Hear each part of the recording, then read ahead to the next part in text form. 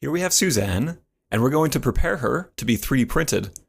The first thing we're going to do is make her manifold by selecting her, hitting N to pull up the side panel, going to the 3D print panel and hitting Make Manifold, and you can see that some of the geometry got changed. The reason that this happened is because Suzanne's eyes are actually separate from Suzanne's head. So if we go ahead and undo that, go into Suzanne and look at that, you can see Suzanne's head has these empty eye sockets, so it's filling that in, but it's also filling in the back of her eyes that are also empty. And so you're starting to get these strange artifacts as you hit Make Manifold. That might work if you don't care really that it changed it like that, but we do want it to be perfect. So what I'm going to do is I'm going to actually separate the eyes from the body. An easy way to do this is just to hit P in edit mode, and then separate by loose parts. If you don't remember the P shortcut, you can also go up to Mesh, Separate by Loose Parts. Now that they're separated, select all of them and hit the Make Manifold button again, and you can see that you don't have that strange artifacting.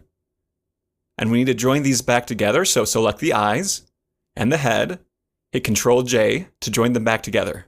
Now, we already know that the normals are fine, but to practice the skill, we're going to check the normals. So, in edit mode, go to Viewport Overlay, and then select Face Orientation. We can see that all the normals are correct, and so we can go ahead and disable that. We don't need to see those all the time.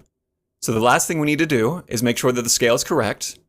So with Suzanne selected, go ahead and go to the item panel on this side panel so that we can see the dimensions.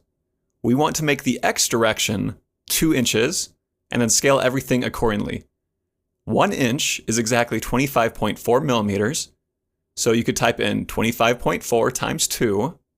And now that scales the X direction, so that's 2 inches. Now with that scaled, go up to the scale, and you see that the X is scaled bigger than the Y and the Z. Select the X and just drag it down, and it'll copy the scale to the Y and the Z. Now the model is manifold, the normals are facing the correct direction, and it's scaled correctly. All we need to do is export it. So inside of Blender, make sure that the object is selected, go to File, Export.stl, and check Selection Only. Go ahead and save that out to anywhere you want it to be saved to. Now we're going to go ahead and go into PrusaSlicer and slice up this model. Here we are in PrusaSlicer, and the first thing you're going to want to do if you've never used PrusaSlicer before is make sure that your printer is set up correctly. So go to Printer Settings. There's a drop-down menu that says Add or Remove Printers. Go ahead and find your printer, and there are Prusa printers, but there's also third-party printers that you can select as well. Hit Finish, and then you're good to go. Now, go back to the platter, and off to the right, you'll see Change the Print Settings. I go with 0.2 millimeters quality. That is basically the layer height. The larger the layer height, the less detail it's going to be, so this is kind of a good in-between. And now all we need to do is import and slice up the model. So, there's an Import button here. Go ahead and select that and select your model. This side panel comes up and you see Move, Scale, Rotate, and a variety of other things. So Move, Scale, and Rotate do what you think they would do. So the one I want to use is Place on Face. What this does is shows you a bunch of different faces that if you click, it'll snap it to the print bed, like such. Now, I'm not going to talk about these other settings as it's a little bit outside the scope of this series. Now with Suzanne oriented correctly on the print bed, we can't just print this because there's some areas that don't touch the print bed and overhang. So as the printer would print, it'd start at the bottom and work up. And so you'd have this floating geometry. And you just can't print that, so we need to add supports. So what you need to do is go up to the print settings up top. Off to the right, click Support Materials, and enable Generate Supports. Then go down to Style, and you can see Grid, Snug, or Organic. These are different types of supports, and I'll talk about each of them. So let's go ahead and do Grid first. Now I can go back to the platter, and the setting off to the right, the supports, it's different kinds of ways that it calculates it. You have none, which won't give any supports. You have support on build plate. So let's go ahead and click that and hit Slice Now, and we can see how that looks. You can see that basically wherever there's the build plate, it'll try to build the supports up from there. Now we can go back to this option here that shows you the model without the supports. So now go back to the supports. For support enforcers only, basically add supports where you paint on where you want them. We're not going to talk about that in this tutorial, but it's basically this button right here. And last but not least, there's everywhere. What this will do is it'll add supports where there's overhangs. Let's go ahead and try this right now and see if it works out. And you can see that it starts to kind of add supports where there's slight overhangs. The more pronounced, the more obvious this would be. This option is really good if you have large overhangs. Our model really doesn't have that big of overhangs, so we don't need this. So we're going to do support on build plate only. Now as we hit slice now, you can see the supports, but around the supports you see this brim. This helps act as a foundation to stabilize the supports so that they don't wobble as the 3D printer is printing these. Now as we look at grid, you can see that grid kind of nestles the object in a grid-like lattice. If I scrub up and down, you can see that this is hollow, so it's very easy to snap and break off these grids. If you need to move Suzanne or scale or change in any way, down at the bottom left, you can alternate between the sliced view and the model view, like we showed, and you can automatically reslice by going back to the slice view. Now, as I check this model, you can see that it's supporting Suzanne pretty good. These little areas here are slight overhangs, but 3D printers can handle that. It's only really large, pronounced overhangs that it can't do.